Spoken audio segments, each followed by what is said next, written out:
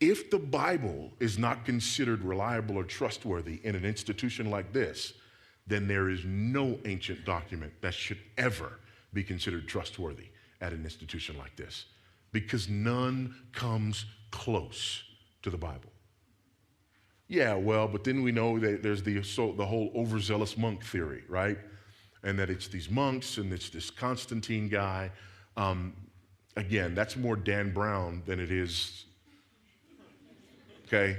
That's Da Vinci Code, that's the movies. That's not actual history.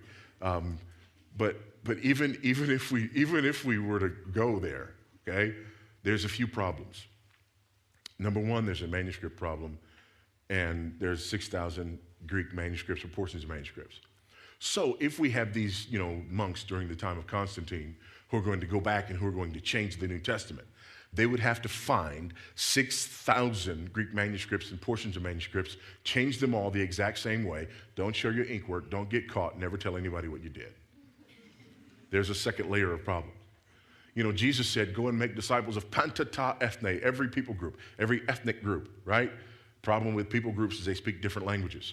So within the first couple of centuries, the New Testament is translated into Syriac, Coptic, and Latin.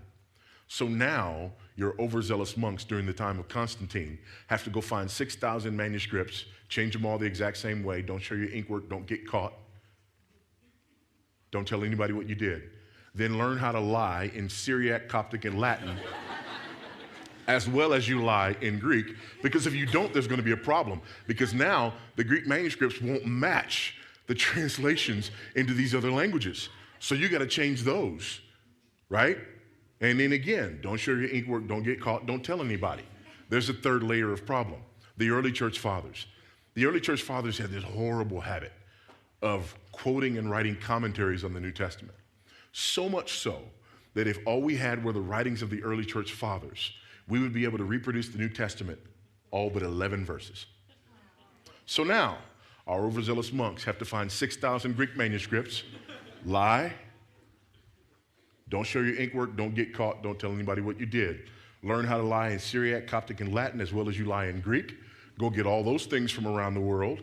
Make sure your lies match, get them back. Don't tell anybody what you did. Find all of the writings of the early church fathers and make sure that their commentaries now match all the lies that you told in Syriac, Coptic, Latin, and Greek. That's fantasy. That's fantasy, okay? That's absolute fantasy. So we have a reliable collection of historical documents written by eyewitnesses during the lifetime of other eyewitnesses, all right? So far, we just got a good history book. Now it gets good. Back in our passage. Verse 17. For when he received honor and glory from God the Father, and the voice was borne to him by the majestic glory, this is my beloved Son, with whom I am well pleased, we ourselves heard this very voice borne from heaven, for we were with him on the holy mountain.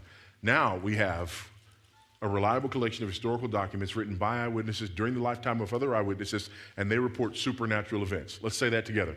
We have a reliable collection of historical documents written by eyewitnesses during the lifetime of other eyewitnesses, and they report supernatural events, not superhuman events. Superhuman events, that's like sports highlights, okay?